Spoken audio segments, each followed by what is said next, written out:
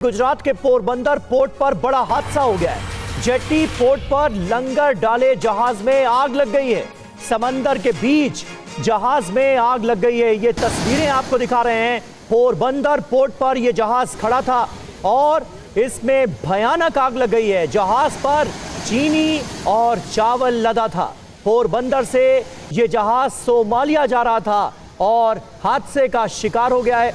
Fire brigade की team आग बुझाने में जुटी हुई है। फायर ब्रिगेड की टीम इस वक्त पहुंच चुकी है। समंदर के बीचों बीच देखिए कैसे इस जहाज से आग की लपटें उठती नजर आ रही हैं। आग की लपटों में घिरा ये जहाज नजर आ रहा है। ये तस्वीरें आपको दिखा रहे हैं। गुजरात का पोरबंदर का ये जेटी पोर्ट है जहां पर एक चावल और चीनी से लदा हुआ जहाज हादसे का शिकार हो गया है। इस जहाज से आग की लपटें उठती नजर आ रही हैं। पोरबंदर से सोमालिया यह जहाज जा रहा था और इस पर काफी ज्यादा सामान लदा हुआ था। भारी मात्रा में चीनी और चावल लदा हुआ था इस जहाज में और यह हादसे का शिकार हो गया है। फायर ब्रिगेड की टीम मौके पर पहुंच चुकी है। आग बुझाने की कोशिशें जारी।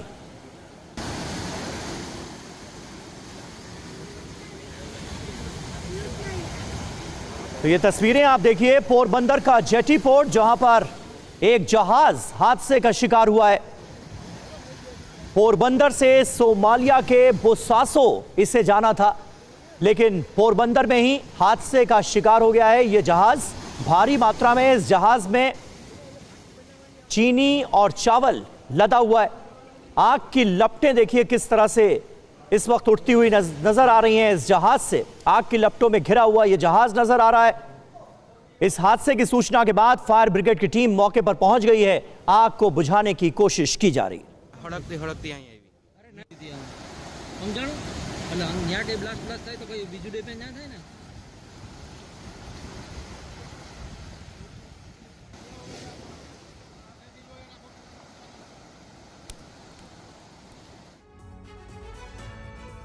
और देखिए मुंबई से बड़ी खबर है। मुंबई के कोस्टल रोड पर लैम्बोर्गिनी कार से हादसा हुआ है। यह बड़ा हादसा है।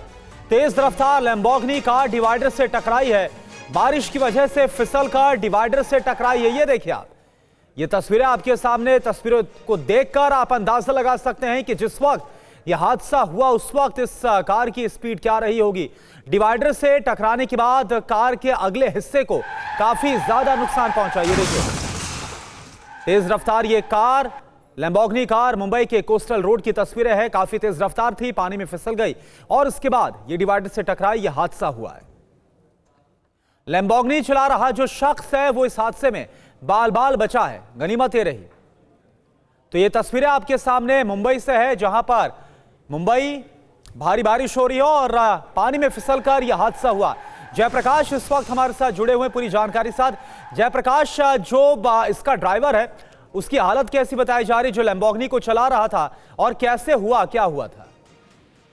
देखिए ये जो हादसा है वो कोस्टल रोड पर हुआ है। गौतम सिंघानिया जो रेमंड कंपनी के मालिक हैं उन्होंने ये पोस्ट किया है। एक पोस्ट पर उन्होंने ये जब पोस्ट की है तो उसमें साफ तौर पर दिखाई दे रहा है कि लैम्बोर्गिनी जो कार है वो कोस्टल रोड पर भारी बारिश के बाद स्किड हो जाती है और स्किड होने के बाद 3 से 4 बार ये लैम्बोर्गिनी कार जो है वो राउंड लेती है और उसके बाद एक बड़े डिवाइडर से जाके टकरा जाती है। लेकिन अच्छी बात यह है कि इसमें ड्राइवर जो है वो जख्मी नहीं हुआ है। जिस तरह से बरसात हो रही है, कोलतार के रोड हैं और जो सड़कें हैं उस पर जो कोलतार है, डामर है, वो कहीं ना कहीं बारिश के बाद जो है वो चिकनाहट का रूप ले लेते हैं, जिसके बाद कई गाड़ियां जो हैं वो स्किड होती हैं, जिसमें ये लैम्बोर्गिनी है। हालांकि इस बात की जांच चल रही है कि इसके पीछे की वजह क्या है, क्या कोई ब्रेक फेल हुआ था या कोई और वजह है। लेकिन ये जिस तरह से स्किड हो रही है गाड़ी और जो ड्राइवर है उसके बचने की इसमें संभावना बिल्कुल भी ऐसी लग रही थी कि उसको जरूर इंजरी होगी। लेकिन बड़ी बात यह है कि ड्राइवर बच गया है, लेकिन गाड़ी को काफी क्षतिग्रस्त गाड़ी हुई है। बिल्कुल, बहुत बहुत शुक्रिया आपका जयप्रकाश इस पूरी जानकारी के लिए। आगे बढ़ते हैं। लखनऊ में तेज रफ्तार थार का कहर देखने को मिला है। थार ने ई रिक्शा को सामने से टक्कर मार दी जिसमें 2 लोगों की मौत हो गई। देखिए हादसे का सीसीटीवी फुटेज भी सामने आया है। तस्वीरों में आप देख सकते हैं कि कैसे सामने से आ रही ई रिक्शा को तेज रफ्तार थार चालक ने टक्कर मार दी। टक्कर मारते ही ई रिक्शा पूरी तरह से क्षतिग्रस्त हो गया। हादसे में 2 लोगों की जान चली गई, जबकि 6 लोग घायल हुए। थार चालक की पहचान कर ली गई है। थार रायबरेली के धर्मेंद्र मिश्रा के नाम रजिस्टर्ड है। लखनऊ में जिस तेज रफ्तार थार का कहर शनिवार शाम को देखने को मिला, वो थार इस वक्त यहाँ पर मौजूद है। इसकी तस्वीरें हम आपको सीधी दिखाते हैं। ये इम्पैक्ट यहाँ से हुआ था, जो सीधी टक्कर मारी गई थी ई ऑटो में, और यहाँ सर आप देख सकते हैं कि किस तरीके से ये डैमेज जो हुआ है थार में। और इस दुर्घटना में 2 लोगों की मौत हो गई, 4 लोग गंभीर रूप से घायल हैं। सीधी टक्कर थी और ये साफ पता चल रहा है। यहाँ से नंबर प्लेट भी आप देख सकते हैं कि इसको हटा दिया गया है। टक्कर मारने के बाद जो सीसीटीवी फुटेज सामने आया है उसमें साफ दिख रहा है कि थार सवार जो व्यक्ति था वो गाड़ी को मौके से लेकर वहां से फरार होने की कोशिश करता हुआ दिखाई देता है। पाकिस्तान से जुड़ी खबर। पाकिस्तान ने अपने ही नागरिकों को मारा। एयर स्ट्राइक में 30 निर्दोषों को मारा। मृतकों में महिलाएं और बच्चे भी शामिल। खैबर पख्तूनख्वा में JF-17 से ये एयर स्ट्राइक की गई। पाक सेना ने JF-17 से 8 LS-6 बम गिराए और इसका नतीजा यह हुआ कि पाकिस्तानी नागरिक ही इसमें मारे गए। 13 निर्दोषों की मौत हुई है, जिसमें महिलाएं और बच्चे भी शामिल।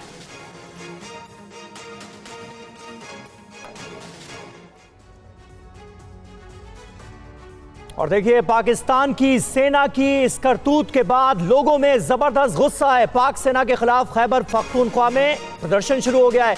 तिरा में एयर स्ट्राइक के खिलाफ बड़े पैमाने पर लोग सड़कों पर उतर आए हैं। प्रदर्शन शुरू हो गया है। स्थानीय लोगों ने बड़ा बाजार को बंद कराया। 30 लोगों की हत्या की है पाकिस्तान की सेना ने और इसके खिलाफ लोग भड़के हुए हैं। उनका गुस्सा 7वें आसमान पर है। तो ये तस्वीरें आपको दिखा रहे हैं। JF-17 फाइटर जेट से बम गिराए हैं पाकिस्तानी सेना ने अपने ही नागरिकों पर। हमारे संवाददाता मनीष झा इस वक्त हमारे साथ मौजूद हैं। मनीष, हजारों की संख्या में लोग खैबर पख्तूनख्वा में सड़कों पर उतर आए हैं। ये हुआ क्यों? 30 लोगों की निर्मम हत्या, अपने ही नागरिकों पर लड़ाकू विमान से बम गिरा दिया पाकिस्तान ने। देखिए, पाकिस्तान की एयरफोर्स दुनिया की अकेली एयरफोर्स है जो अपने ही नागरिकों पर बमबारी करती है, अपने ही इलाके में वो स्ट्राइक करती है। और इस बार खैबर पख्तूनख्वा में ये इस नाम पर कि ये BLA से जुड़े लोग हैं, बलूचिस्तान लिबरेशन आर्मी के लोग हैं, इस नाम पर वहां पर उसने बमबारी की और जिसमें 1 दर्जन से अधिक निर्दोष लोगों की मौत हुई है। सबसे बड़ी बात यह है कि पाकिस्तान को इस बात का आप कहें कि चस्का लगा है कि खैबर पख्तूनख्वा या बलूचिस्तान के इलाके में रेयर अर्थ मटेरियल मिल सकता है और जिसे वो अमेरिका को या चीन को बेच सकते हैं। और कैसे इस पूरी जमीन को चीन के हवाले किया जाए या ट्रंप को टेंडर पर, ट्रंप को ठेके पर दिया जा सके, उसके लिए वहां पर मौजूद लोगों को खत्म करने में लगा है। तो पाकिस्तान को वो जमीन तो चाहिए लेकिन वहां पर रहने वाले लोग नहीं चाहिए।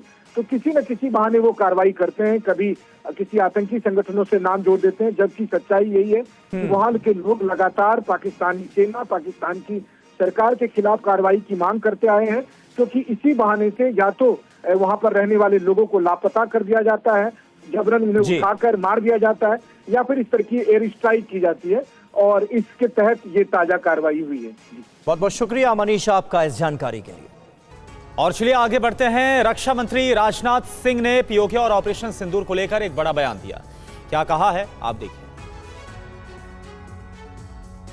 रक्षा मंत्री राजनाथ सिंह ने मोरक्को में भारतीय समुदाय को संबोधित करते हुए POK पर बड़ा बयान दिया। उन्होंने कहा कि POK अपने आप आएगा, चिंता क्यों कर रहे हैं। आने वाले समय में POK के लोग खुद ही कहेंगे कि मैं भारत हूं। POK को आक्रमण करके हड़पने की जरूरत नहीं पड़ेगी। वो तो हमारा पड़ोसी है ही, वो हमारा है ही POK। और POK के लोग स्वयं ये कहेंगे कि मैं भी भारत हूं। वहीं पाकिस्तान को लेकर उन्होंने कहा कि पहलगाम में आतंकियों ने धर्म पूछकर हत्या की। हमने धर्म नहीं कर्म देकर आतंकियों को मारा। ऑपरेशन सिंदूर फिलहाल स्थगित है, अगर जरूरत पड़ी तो फिर होगा। हम अच्छे रिश्ते बनाकर रखना चाहते हैं, लेकिन पड़ोसी को भी तो चाहिए अच्छे रिश्ते बनाकर रखना। नहीं रखेगा उसको सही रास्ते पर लाना भी तो हमारी ही जिम्मेदारी है, न और किसी है। हम उसको सही रास्ते पर लाने की कोशिश कर रहे हैं। और हमारे प्रधानमंत्री जी ने भी कहा कि यह तो भी पास है, पास। अभी ऑपरेशन सिंदूर को स्थगित किया और आगे भी कोई वारदात होगी, सिर क्यों हिला रहे, फिर आगे होगी तो होगी, फिर से शुरू हो जाएगा। और बिहार के दरभंगा में एनडीए कार्यकर्ता सम्मेलन में जमकर हंगामा हो गया, जहां जेडीयू बीजेपी कार्यकर्ता आमने सामने आ गए। वीडियो बिहार के दरभंगा का है, जहां अलीनगर विधानसभा क्षेत्र के सकतपुर विद्यालय में आयोजित एनडीए के कार्यकर्ता सम्मेलन के दौरान जमकर हंगामा हुआ। सम्मेलन में बिहार सरकार के पथ निर्माण मंत्री नितिन नवीन, दरभंगा से सांसद गोपाल ठाकुर, स्थानीय जनप्रतिनिधि और बड़ी संख्या में कार्यकर्ता मौजूद थे। आरोप है कि बीजेपी के पूर्व जिलाध्यक्ष विनय पासवान पर जेडीयू कार्यकर्ताओं की अनदेखी की वजह से हंगामा हुआ। इससे नाराज जेडीयू नेताओं ने मंच पर ही विरोध जताना शुरू कर दिया और फिर नारेबाजी होने लगी। इस दौरान कुछ देर तक अफरा तफरी का माहौल बना रहा। विवाद थमने और हंगामा शांत होने के बाद कार्यक्रम में मौजूद नेताओं ने सम्मेलन को संबोधित किया और दावा किया नीतीश कुमार की अगुवाई में ही एनडीए की सरकार एक बार फिर बनेगी और एनडीए विधानसभा में 200 पार का लक्ष्य हासिल करेगा। उन्होंने विपक्ष पर निशाना साधते हुए कहा कि प्रधानमंत्री को अपमानित करने वाले शब्दों का जवाब बिहार की जनता चुनाव में देगी। यूपी में अपराधियों का एनकाउंटर कोई नई बात नहीं है, लेकिन हमीरपुर में एक एनकाउंटर सवालों के घेरे में आ गया है। पूरी खबर क्या है, देखिए। यूपी के हमीरपुर में पुलिस ने अपहरणकर्ता का एनकाउंटर किया। पुलिस के दावे के मुताबिक अभियुक्त के पैर में गोली मारी गई। ये उसी एनकाउंटर के बाद की तस्वीरें हैं, लेकिन यही तस्वीर सवालों के घेरे में है। एनकाउंटर के बाद दारोगा जी वीडियो बना रहे थे। वीडियो में अपराधी 2 पुलिस वाले के कंधे पर हाथ रखकर लंगड़ा लंगड़ा कर चल रहा था। ऐसा लग रहा था कि पुलिस की गोली का जख्म बहुत गहरा है, लेकिन उसके बाद दारोगा जी ने जो बयान दिया वो वायरल है। हंसना मत। सुना आपने, दारोगा जी अपहरणकर्ता को कह रहे हैं हंसना मत।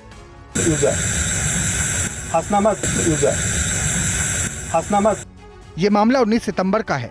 उस रात कार सवार कुछ लोगों ने शिवम का अपहरण किया। अभियुक्तों ने शिवम की पिटाई की और उसे रोडवेज बस स्टैंड के पास छोड़कर भाग गए। पुलिस ने उसके बाद अभियुक्तों की तलाश शुरू की। पुलिस एनकाउंटर में अभियुक्त विवेक राजपूत के पैर में गोली लगी और 2 अन्य अभियुक्त मौके से फरार होने में कामयाब हुए। और बिहार के कटिहार में बिजली काटने को लेकर 2 सरकारी अफसर आपस में भिड़ गए। दोनों के बीच जमकर तू मैं और धक्का मुक्की की नौबत आ गई। फिर हुआ क्या, इस रिपोर्ट में देखिए। सरकारी अधिकारियों के बीच धक्का मुक्की की तस्वीर कटिहार के कोढ़ा प्रखंड की है, जहां बिजली के तार पर आ रहे पेड़ काटने को लेकर बवाल हो गया। अरे पहले बात तो कीजिए सही से। अरे आप हाथ पर वीडियो बन रहा है, हाथ पर क्यों चला रहे हैं? अरे आप तुम करके क्यों बात कर रहे? हमको ले जाता है, आप डिसिप्लिन से बात कीजिए ना। दरअसल बिजली विभाग के अधिकारी तार की सुरक्षा को लेकर पेड़ों की कटाई कर रहे थे। इसी बीच वहां वन विभाग के अधिकारी पहुंच गए और परमिशन को लेकर दोनों के बीच बहस शुरू हो गई। विवाद बढ़ा तो बिजली विभाग के जेई ने अपने वरिष्ठ अधिकारी से वन विभाग के अधिकारी से बात कराई, लेकिन विवाद सुलझने के बजाय और बढ़ गया। तुम जानते काबिल है क्या? तुम कहिया से नौकरी करता है, तुमको बुद्धि नहीं है कि लाइन का परमिशन मिलता है? यहाँ बुद्धि वाला बात, होश में बात करिए, इस तरह से बात मत करिए। करेंगे गाड़ देंगे, तुम लाइन नहीं देगा चलवाने। झारखंड के जमशेदपुर में सामान डिलीवरी करने आए कर्मचारियों और स्थानीय लोगों के बीच जमकर बवाल हो गया। पार्किंग को लेकर शुरू हुआ यह विवाद मारपीट तक पहुंच गया। हंगामे की तस्वीरें झारखंड के जमशेदपुर की हैं, जहां ऑनलाइन डिलीवरी कंपनी के कर्मचारियों और स्थानीय लोगों के बीच हुए विवाद ने हिंसक रूप ले लिया। गाड़ी पार्किंग को लेकर शुरू विवाद मारपीट और पथराव तक पहुंच गया। इलाके में 2 घंटे तक तनावपूर्ण हालात बने रहे। लोगों का आरोप है कि ऑनलाइन डिलीवरी कंपनी के कर्मचारी बीच सड़क पर अपनी गाड़ियां खड़ी कर देते हैं, जिसकी वजह से अक्सर इलाके में जाम लग जाता है। आरोप ये भी है कि मना करने के बावजूद कर्मचारी नहीं मानते और मारपीट करते हैं। हालात ये हो गए कि मामले को काबू करने पहुंची पुलिस के सामने भी दोनों पक्षों में धक्का मुक्की और मारपीट होती रही, जिसके बाद हालात की गंभीरता को देखते हुए पुलिस ने क्विक रिएक्शन टीम को बुलाया। क्यूआरटी ने मौके पर पहुंचकर लोगों को समझाकर किसी तरह से माहौल शांत कराया। घटना के बाद पुलिस ने आसपास लगे सीसीटीवी कैमरों की फुटेज खंगाली, जिससे हंगामे और मारपीट में शामिल लोगों की शिनाख्त हो सके। पुलिस का कहना है कि मामले में दोषियों के खिलाफ कड़ी कार्रवाई की जाएगी। और यूपी के जौनपुर पहुंची सिराथू से विधायक पल्लवी पटेल ने तहसीलदार और पुलिस अधिकारियों को फटकार लगाई। भूमि विवाद के एक मामले में एक्शन नहीं होने से विधायक जी नाराज थीं। जौनपुर में कौशाम्बी जिले के सिरथू क्षेत्र की विधायक पल्लवी पटेल ने एक भूमि विवाद मामले में तहसीलदार और पुलिस अधिकारियों को फटकार लगाई। मामला एक जमीन पर कब्जे और मारपीट की शिकायत से जुड़ा है। मामले में प्रशासन पर उचित कार्रवाई नहीं करने के आरोप हैं। वो पीड़ित की जमीन कब्जा होने पर एसपी एसडीएम की मदद नहीं करने पर नाराज थीं। उन्होंने मामले में अधिकारियों पर कानून के हिसाब से कार्रवाई न करने के आरोप लगाए। देखिए, मैं पूरे प्रशासन की, मैं किसी विशेष पद या अधिकारी की भूमिका पे सवाल नहीं खड़ा कर रही। मैं सवाल खड़ा कर रही हूँ सिस्टम पर, और उस सिस्टम में जहाँ पर बेलगाम ये सामंती सोच वाले जो लोग हैं, ये सिर्फ असहाय लोगों की जमीन कब्जा कर रहे हैं और हमारी चौकी, थाना, प्रशासन उनकी मदद कर रहा है, क्योंकि बंदरबाट हो रहा है ना, कुछ तुम्हारा कुछ हमारा, कुछ लाभ तुम्हारा कुछ हमारा, लेकिन ये चलेगा नहीं। सावन की बेला हमेशा नहीं रहती। विधायक पल्लवी पटेल ने पूरे मामले में पारदर्शिता और त्वरित कार्रवाई की मांग की है। और झारखंड के लोहरदगा में हाथियों का तांडव देखने को मिल रहा है। लोगों में जंगली हाथियों का खौफ है।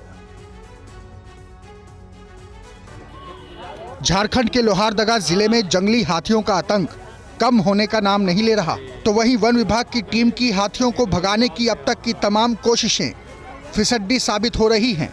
इसी दौरान जिले के कुड्डू थाना इलाके में एक बार फिर से जंगली हाथियों ने एक आदिवासी गरीब की जान ले ली। मृतक की पहचान सीताराम उरांव के रूप में हुई है। दरअसल 18 जंगली हाथियों के झुंड ने दरवाजे पर दस्तक दी और सीताराम उरांव को कुचलकर जान से मार डाला।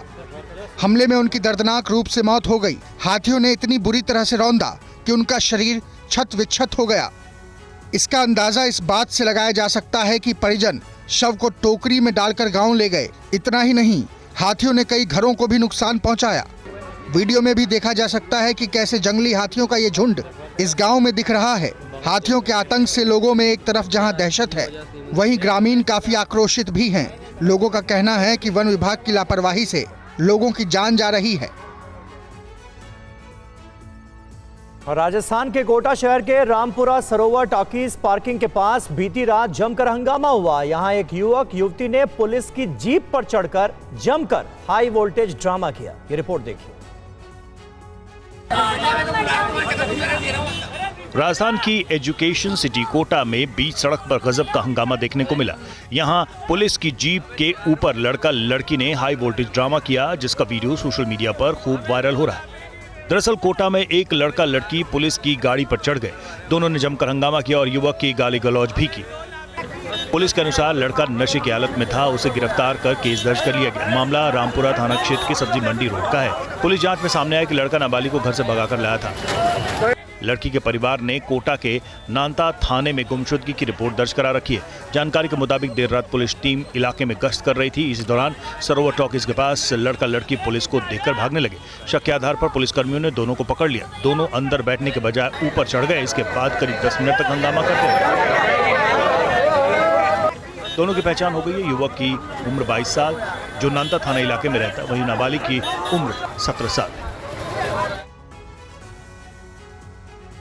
उत्तर प्रदेश के श्रावस्ती में एक बार फिर से बुलडोजर की ताबड़तोड़ कार्रवाई देखने को मिली है। सरकारी जमीन पर बने मकानों को जमींदोज किया गया। उत्तर प्रदेश के श्रावस्ती में बुलडोजर एक्शन का वीडियो भी सामने आया, जिसमें देखा जा सकता है कि कैसे अवैध निर्माण को गिरा दिया गया। एक साथ कई बुलडोजर से ये कार्रवाई की गई। यहाँ पर सरकारी जमीन पर बनाए गए मकान पर प्रशासन का बुलडोजर जमकर गरजा और देखते ही देखते सरकारी जमीन पर बने मकान को जमींदोज कर दिया। बताया जा रहा है कि गढ़ी गांव निवासी अब्दुल हक द्वारा किए गए अवैध कब्जे को हटाया गया। सरकारी खलिहान की जमीन पर अवैध कब्जे की शिकायत एक ग्रामीण ने प्रशासन से की थी। वही शिकायत के बाद राजस्व टीम जांच में खलिहान की भूमि में कुछ हिस्से पर अतिक्रमण की पुष्टि पाई गई। वहीं दूसरी तरफ सरकारी जमीन पर बने सरकारी पंचायत भवन को भी जमींदोज कर दिया गया। इसके बाद एक बार फिर श्रावस्ती में बुलडोजर की कार्रवाई से हड़कंप मच गया। इससे पहले बीते शनिवार को इकौना तहसील क्षेत्र में भी खलिहान की जमीन से अतिक्रमण हटाया गया था, जहां पर राजस्व और पुलिस की टीम की मौजूदगी में जेसीबी की मदद से अतिक्रमण के हिस्से को ध्वस्त कर दिया गया। आगे बढ़ते हैं। पुलिस एनकाउंटर में मारे गए गैंगस्टर बलराम ठाकुर का शव उसके घर पहुंचने पर लोगों ने खूब नारेबाजी की। एम्बुलेंस के पीछे बाइक और कारों की लंबी लाइन भी लग गई।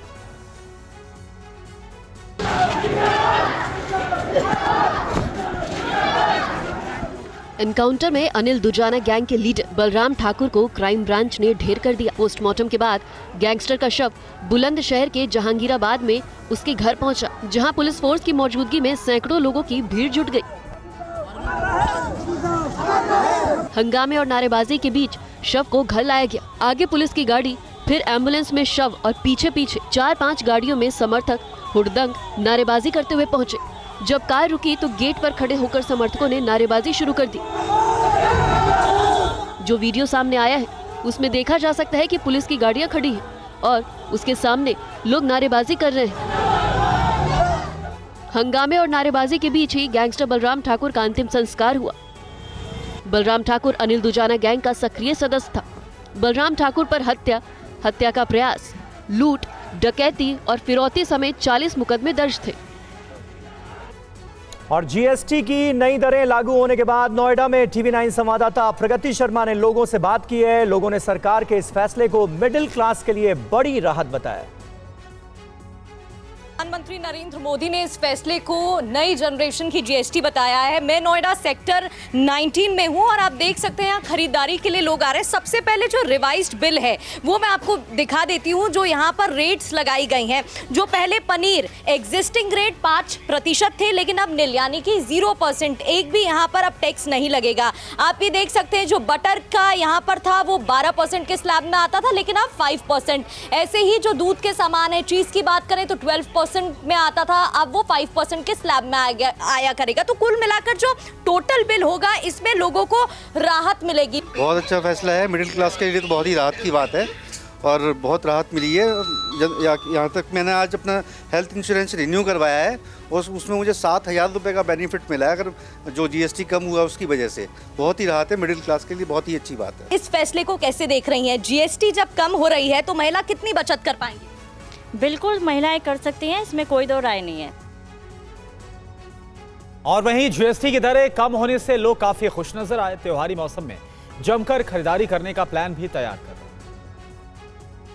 बहुत बड़ी राहत है क्योंकि जीएसटी को कम करने को लेकर बचत उत्सव मनाया जा रहा है। लोग बहुत खुश हैं क्योंकि जरूरी आम लोगों का सामान जो हम और आप यूज करते हैं एवरी डे एसेंशियल्स, ये सस्ता हो रहा है। और बाकायदा जो आउटलेट्स हैं वहाँ पर भी जीएसटी रेट कट लगा दिया गया है कि अब आपको सामान सस्ता मिलेगा। कुछ लोग यहाँ पर हैं, मैं यहाँ पर मौजूद हूँ नोएडा के सेक्टर 18 में, और यहाँ पर सेक्टर जी और हमारे साथ कुछ लोग हैं जो खरीदने आए हैं सामान। आंटी जी, आपसे शुरू कर रही हूँ। आपने ब्रेड खरीदा है, लेकिन यहाँ पर जीएसटी रेट कट हो गए सब चीज़ों में। दूध, दही, मक्खन, जो रोज़ के सामान है उस पर सस्ता हो जाएगा सब। बिल्कुल सही कहा। ये मोदी जी का बड़ा ही सराहनीय विश्व जो लिया है, ये बहुत ही सराहनीय पद है इनके लिए कि हमारी आज ब्रेड जो है और दूध भी 2 रुपये सस्ता हो गया है, घी पर 30 रुपये सस्ता हो गया। तो देखिए कॉमन मैन के लिए तो यही चीज़ें ज़रूरी हैं। अंकल, आप क्या कहेंगे? राहत है बहुत बड़ी? बहुत बड़ी राहत है और इकोनॉमी को बहुत बूस्ट मिलेगा। बढ़ते आगे, प्रधानमंत्री नरेंद्र मोदी ने थोड़ी देर पहले अरुणाचल प्रदेश बजट उत्सव कार्यक्रम में शामिल होकर कई बातें लोगों तक पहुंचाई। पीएम ने इस बजट उत्सव में शामिल होने के लिए लोगों से मोबाइल फोन के फ्लैश लाइट को भी जलवाया। आज नवरात्रि का पावन पर्व भी है, बचत उत्सव भी है। तो इस उत्सव में शरीक होने के लिए मेरी एक रिक्वेस्ट है आपको, अपना मोबाइल फोन बाहर निकालिए और मोबाइल फोन का फ्लैश लाइट चालू कीजिए। सब अपने मोबाइल की फ्लैश लाइट चालू करें। सबके मोबाइल की फ्लैश लाइट चालू करिए और हाथ ऊपर कीजिए सबका। सब अपने मोबाइल की फ्लैश लाइट। ये बचत उत्सव का नजारा है, ये बचत उत्सव की ताकत है। ये नवरात्रि का प्रथम दिन है। देखिए प्रकाश ही प्रकाश है और अरुणाचल का प्रकाश पूरे देश में फैल जाता है। देखिए चारों तरफ नजारा देखिए, चारों तरफ नजारा देखिए, रोशनी ही रोशनी, चमकते तारों की तरह। मेरी आप सबको बहुत बहुत शुभकामनाएं, बहुत बहुत धन्यवाद। केंद्रीय कृषि मंत्री शिवराज सिंह चौहान ने TV9 से खास बातचीत में कहा कि नवरात्रि के पर्व पर यह डबल धमाका है। सरकार की ओर से लगातार जनता की भलाई के लिए कदम उठाए जा रहे हैं। सर, आज नवरात्रि का पहला दिन है और आज नवरात्रि में एक तरह से दिवाली मन रही है। क्या कहेंगे आप? काफ़ी रेट्स कम हुए हैं, मध्यम वर्गीय परिवारों के लिए एक बड़ी चीज़ आप कह सकते हैं। माँ की भक्ति में डूबा है पूरा देश और डबल धमाका है ये नवरात्रि के पवित्र अवसर पर। माँ की कृपा भी बरसेगी और मोदी सरकार ने उपहार दिया है, ये बचत सप्ताह मनाया जाएगा, जहाँ हम, हमारे कार्यकर्ता, व्यापारिक संगठन, सामाजिक संगठन, उनसे भी हम अपील कर रहे हैं, लेकिन व्यापारी के यहाँ भी जाएंगे और 2 संदेश लेके। एक, GST का लाभ जनता को ट्रांसफ़र किया जाए, दूसरे, स्वदेशी बेचें और जनता से भी अपील है स्वदेशी ही खरीदें, वही चीज़ खरीदें जो अपने देश में बनी हो, जिसको बनाने में अपने लोगों का पसीना बहा हो और जिसकी इनकम, आमदनी हमारे लोगों को मिले। और GST की नई दरें आज से लागू हुई हैं। इस पर तमाम तरह की राजनीतिक प्रतिक्रियाएं आ रही हैं। कांग्रेस प्रवक्ता जयराम रमेश ने कहा कि मजबूरी में नया GST सिस्टम लाना पड़ा है, तो वहीं चिराग पासवान ने कहा कि PM मोदी ने देशवासियों की मांग पूरी की है। 8 साल हुए हैं, 8 साल उन्होंने ये माना नहीं। हम मांग करते रहे GST में सुधार लाइए, दूसरा अवतार GST का लाइए, उन्होंने बात सुनी नहीं। ट्रंप के टैरिफ के बाद, तारीफ नहीं मिली ट्रंप से, पर टैरिफ मिली। जब टैरिफ मिला और मुसीबत आई, मजबूरी में उनको ये नया GST सिस्टम लाना पड़ा। इस क्षेत्र से जुड़े हुए जितने भी व्यापारी थे, जितने भी इंडस्ट्री लीडर्स थे, उनकी पिछले साल, सवा साल में सिर्फ एक ही मांग रही थी GST रेट्स को रिवाइज करने की।